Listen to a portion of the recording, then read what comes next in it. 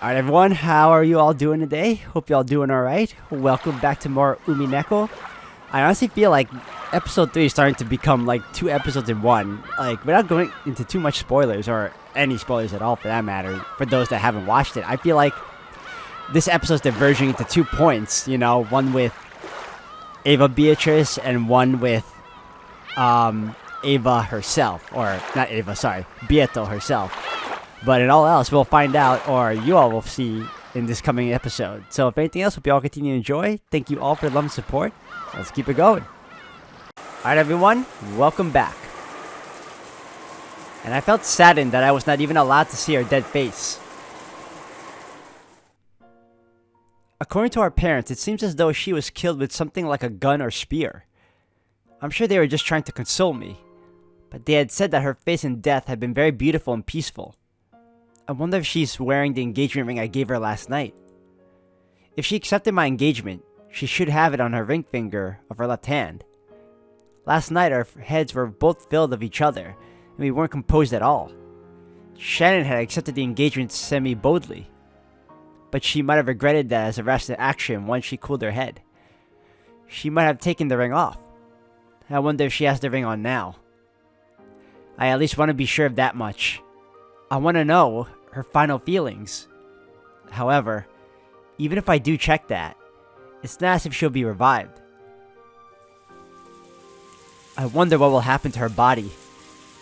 After the autopsy, it will probably be immediately cremated. Then, I'll never be able to see her face, even her dead face, for all eternity. 僕はシャノンを失ったショックで少しおかしくなってるのかな。I don't want Shannon's body to be burned. If she's burned, she'll turn to ash, and never again will it be possible for her to revive. They say that cremation is disliked in Western tradition, because on the day of resurrection, there would be no body to revive. Because of that, it seems that great criminals in Western history were often cremated after execution as punishment, and their ashes were sometimes scattered in rivers and such. In other words, to Western people, death is nothing more than a sleep until the resurrection. It is essential that the corpse is left after death.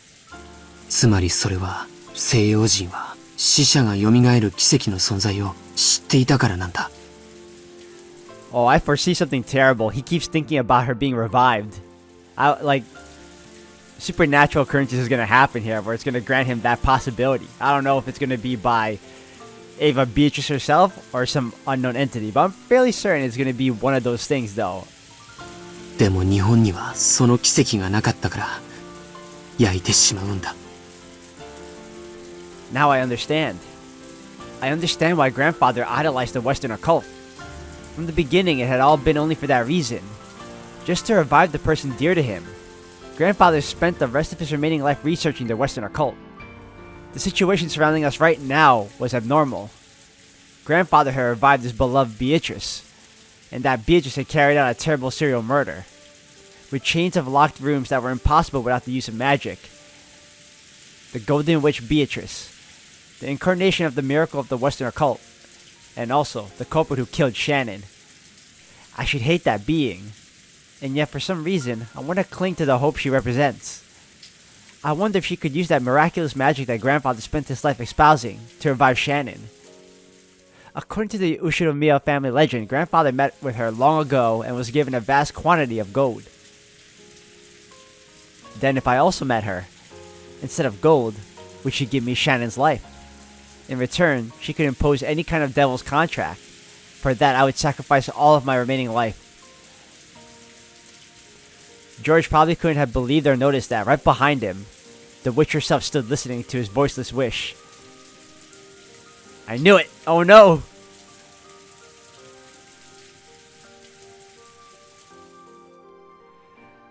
Beatrice had been listening to everything George and the others had to say since their discussion just now in the cousin's room. Battler had told her that she didn't know the weight of a human's life, and wanting to understand that in her own way, she had stealthily visited and listened to the discussion. それが願いだというのか。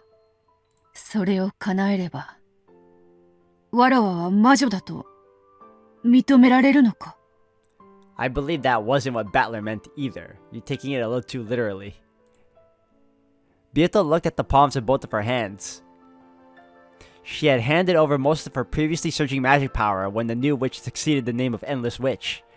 Of course, even now her magic power still made her worthy of being called a witch, but did not even compare to her previous strength.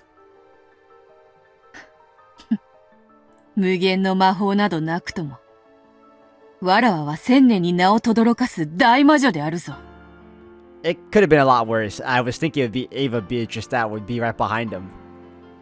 死者を蘇らすなど、造作もないことよ。Inside her head, she thought about several magical methods for reviving the dead. Even magic that she could do easily in the past would be difficult with her current magic power.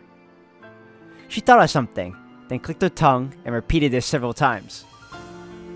In the end, she finally thought of a single spell. But that was a spell that she couldn't use by herself. It was a spell that witches with weak power used that relied on the aid of others. In the past, Bieto had looked down upon that type of magic. Therefore, she frantically tried to think of if there wasn't any other possible spell. But in the end, she couldn't think of one and slumped over in self-derision. And then, careful not to surprise him, she softly called out. Softly to George's heart.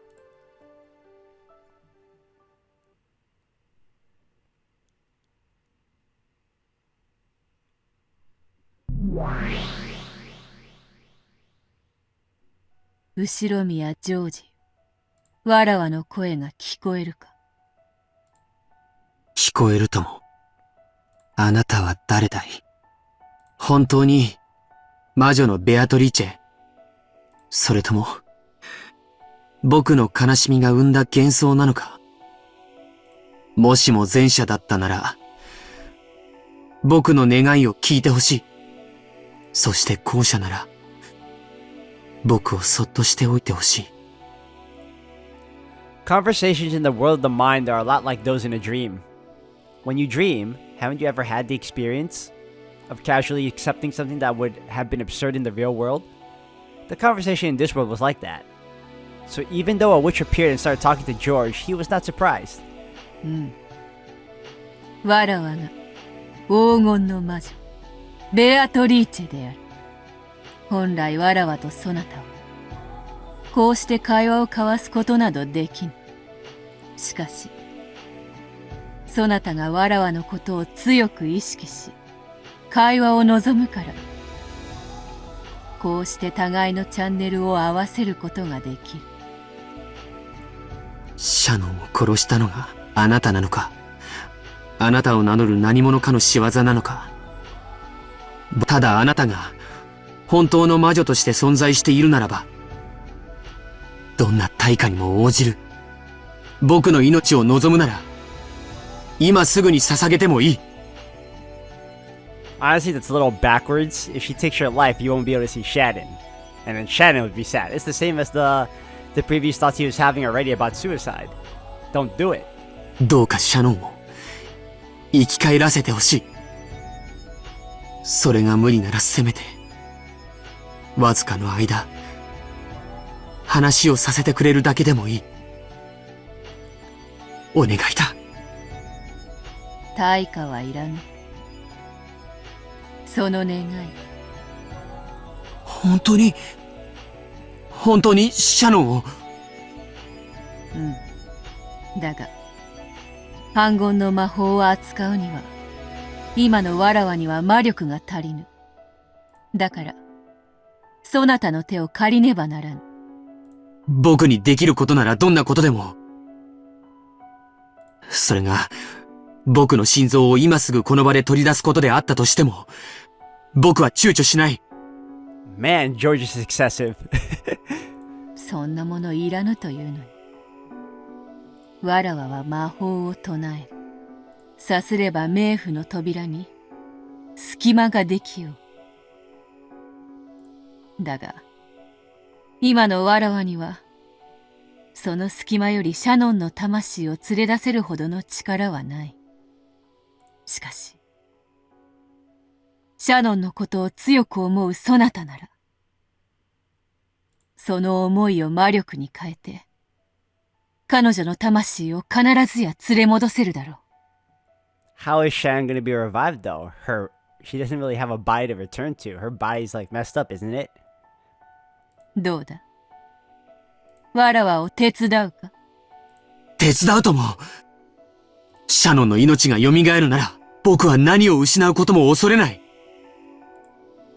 George's fist shook in silence. Then he slowly regained consciousness. He had been absentmindedly standing near the window in the hall the whole time, his mug still in his hand. And the witch from his dream was still there. そんな、夢じゃ、ない。静かにせよ。今のわらわはとても脆い。この上さらに他の人間まで現れたら、姿を保ちきれぬ。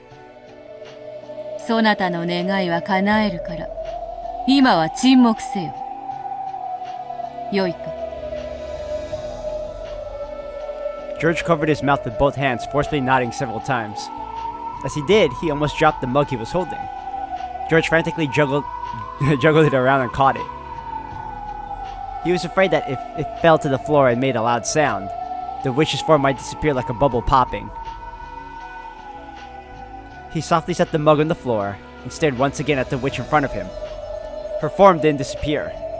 It wasn't a dream. さあ、シャノンが眠る客室へ行くぞ。そなたの思いの力にて、彼女の魂を連れ戻すのだ。行くってどうやって？下には母さんたちがいる。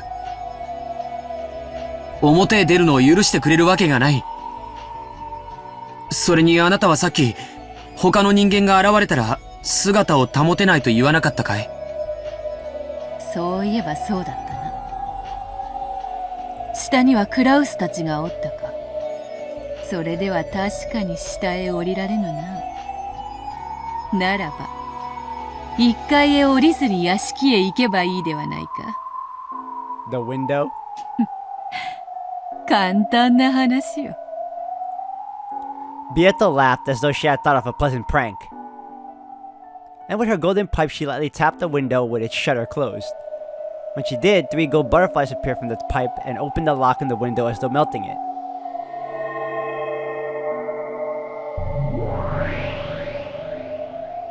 Then the window opened without a sound. The shutter beyond it was exactly the same.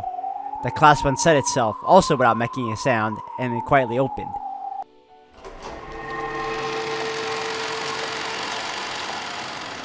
The window opened, exposing the wind and rain outside of the mansion. Perhaps because of the direction or something related to the construction of the building, the wind did not blow inside. Because of that, for a while, George felt as though this entrance opening to the outside was a dream or an illusion, and he couldn't accept it as real. さあ行くぞ。ついてまいる。Beato gently floated upwards. It was a natural action, like that of a diver enjoying an underwater stroll. It made it easy to believe that if you acted like she did, you too might be able to float in the sky just as though you were swimming in the water. No, George did believe that. So without thinking, just as she had done, he also, gently, as though swimming in the water, he moved his feet.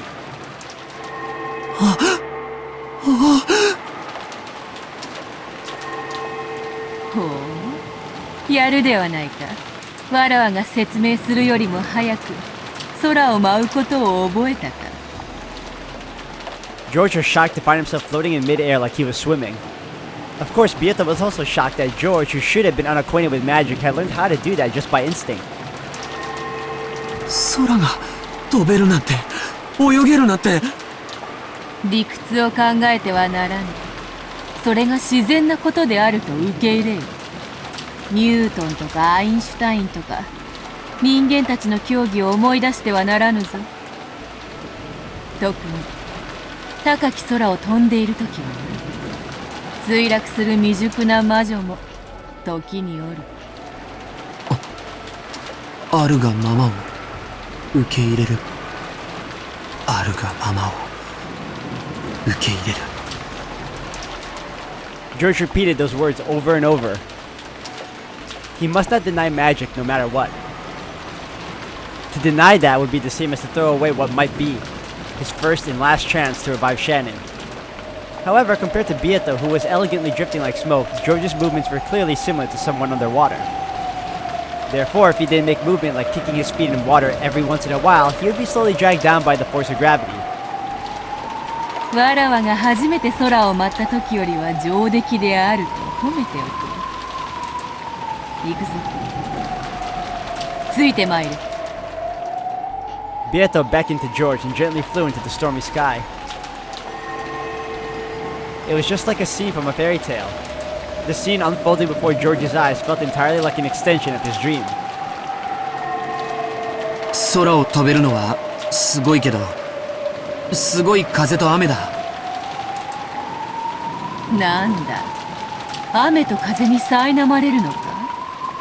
それを防ぐ魔法を教えてもよいが、今のそなたには早いし、今はそれを習う時間を割くのも惜しかろう。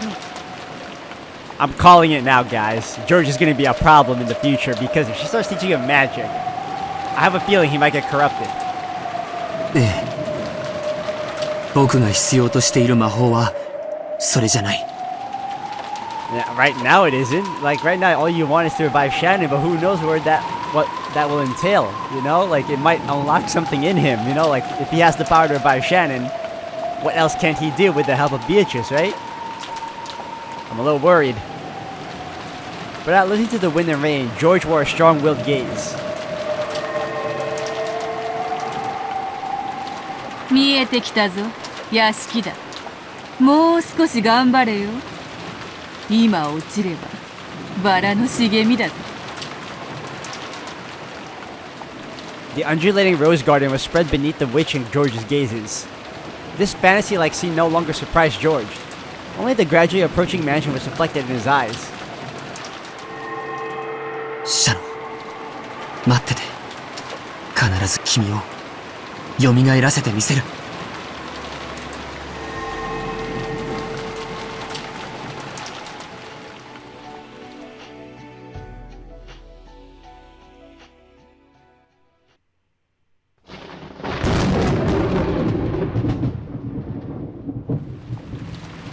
Meanwhile, the cruel new witch could be seen staring at the guest house from a different location. あと残すは第7第8の番だけね。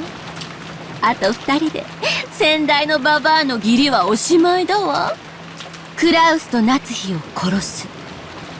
夫婦仲良くね。にひ、標的はどうかに。ゲストハウス1階ロビーにて標的2名と後ろ宮エヴァを捕捉。反魔法力測定。410へデータリンク。410データ受領。反魔法力は極めて小。エヴァさえ席を外せばまな板の上のマグロにアワビです。にひひひ。いかがしますか、大ベアトリーチェ卿。ご命令をいただければすぐにも狙撃いたします。どうかご命令を。ほんとにあんたたちは便利な家具ね。死体をほじるしか能のない中古家具どもとは大違いだわ。ねえ。シエスタ姉妹、またあなたたちの手際を見せてちょうだい。攻撃準備よ。死体はまた運び出してね。たっぷり遊んであげるんだから。文句はなしよ、ロノウェイ。はい、かしこまりました。You can see the strain on Ronov's face, man. I've never seen him like this before.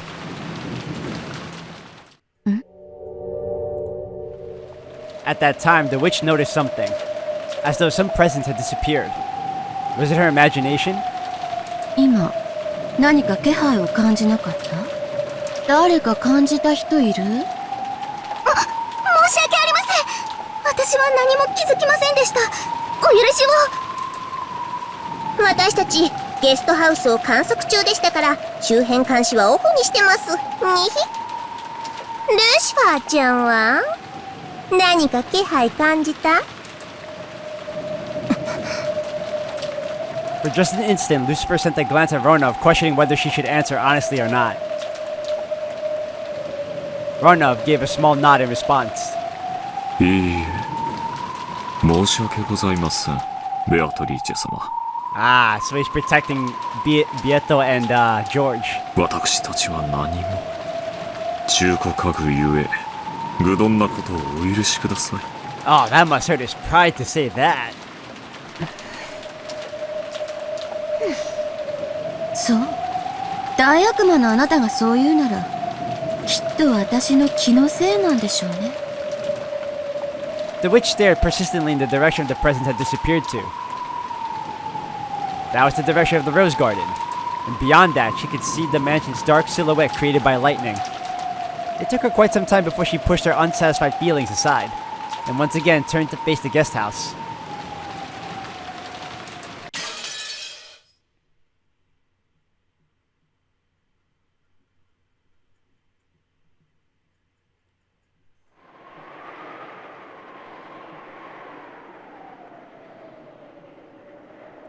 The guest house lobby had been engulfed by silence. The strings of tension which bound Kraus, Natsuhi, and Eva had already loosened. They were completely tired and their consciousness was beginning to waver. Every once in a while, they would stand up and walk around pointlessly fighting their drowsiness. 大丈夫ですか、エヴァさん。やはり無理をせず、休んでいてください。大丈夫だって言ってるわ。もう大人は私たち3人しかいないのよ。休んでる暇なんかないわ。石にかじりついてでも、ここを死守するわよ。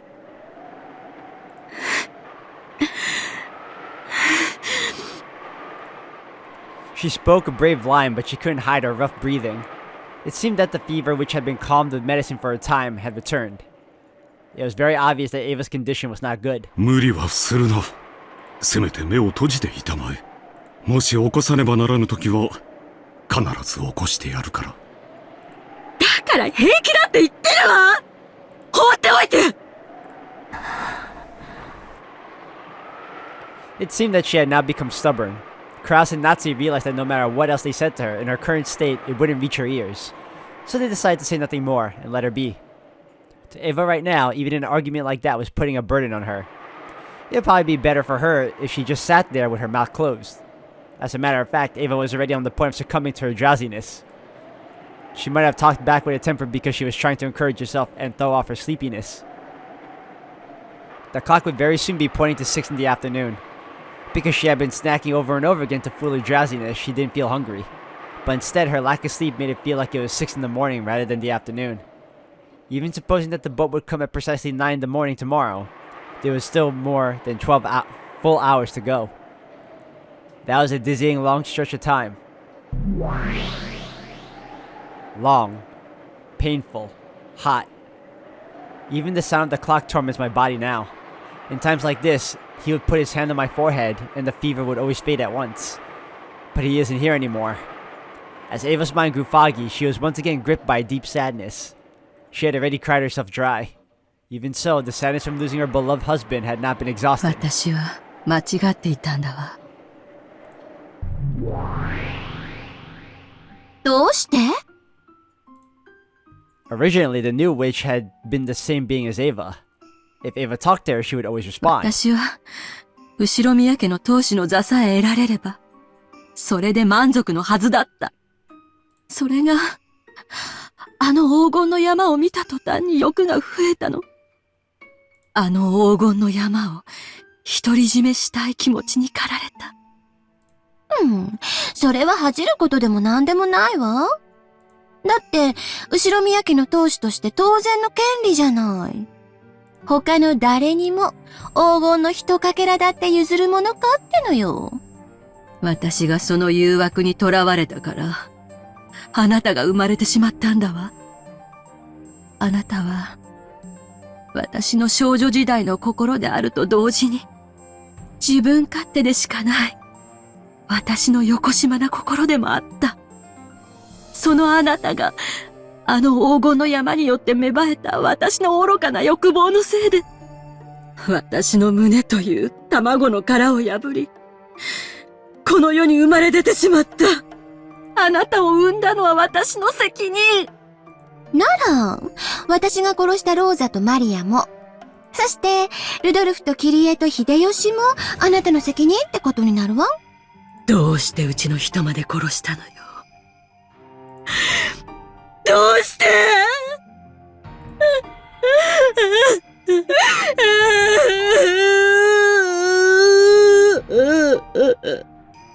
秀吉を殺す気はなかったわ。だって、うるさくてしつこかったんだもの。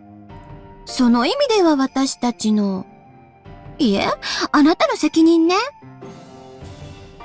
No, no, you were right. It's our. You're both the same person, essentially. あんなのを旦那に選んだあなたの責任だわ。あなたみたいな子供にあの人の良さはわからないわよ。あなた。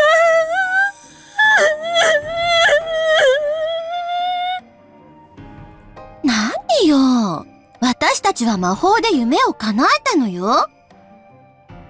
碑文の謎を解いたわ。そして黄金を見つけ、当主の指輪を手にしたわ。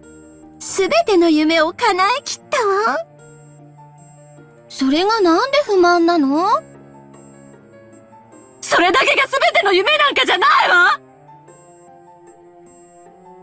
あの人と素敵な人生を歩んで、ジョージに素晴らしい人生を託す。妻として、母として。それなのに、それは、あなたが大人になってから勝手に増やした夢だわ。私たちの夢じゃない。だからあなたは子供なのよ。自分さえ良ければいいの？そうよ。すべて私が悪いのよ。あの時、ローザの言うことにどうして私は反抗したの？どうして兄弟みんなに黄金を見つけたと発表できなかったの？すべて私が醜いから。黄金を独り占めしたくて芽生えさせた横島な心が、あなたを孵化させてしまった。ひどい嫌われようだわ。私たちは二人で後ろ宮エヴァなのに。いいえ、もう違うわ。そしてそれはあなたが言ったのよ。私は後ろ宮エヴァ。そしてあなたは黄金の魔女ベアトリーチェよ。だからもう消えて！魔女なんておとぎ話の中にしか存在できない妄想よ！幻想よ！あなたなんか消えてしまえ！二度と私の前に現れないで！ああ、そう。わかったわ。あなたの前から消えてあげるわ。そして私は、もう後ろ宮エヴァじゃない。これからは、黄金の魔女、ベアトリーチェよ。もう好き勝手に遊んでやるんだから。あんたなんて知らないわ。へそでも噛んで勝手に死んじゃえば。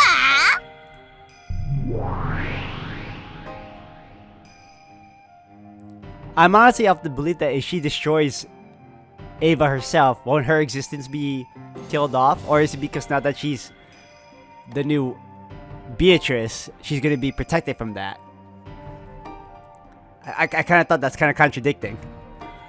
After having a fittingly childlike tantrum, the witch who had once been another Ava vanished. Only Ava was left behind in the darkness, and she questioned herself. 私なの。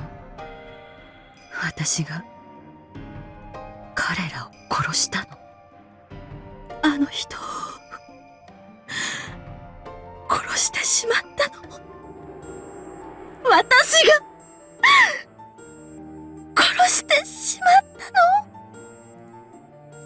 Now that question was one she herself would never answer.